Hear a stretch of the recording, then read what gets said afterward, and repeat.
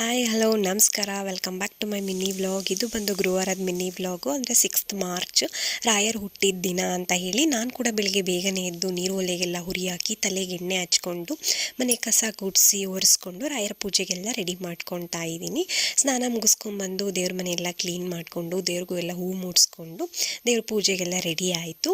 ಆಮೇಲೆ ಗುರುವಾರ ನಾನು ಯಾವತ್ತೂ ಫಾಸ್ಟಿಂಗ್ ಮಾಡಿರಲಿಲ್ಲ, ಸೊ ಇವತ್ತು ಫಾಸ್ಟಿಂಗ್ ಕೂಡ ಇರೋಣ ಅಂತ ಹೇಳಿ ಅಂದ್ಕೊಂಡು ಫಾಸ್ಟಿಂಗ್ ಕೂಡ ಇದ್ದೀನಿ.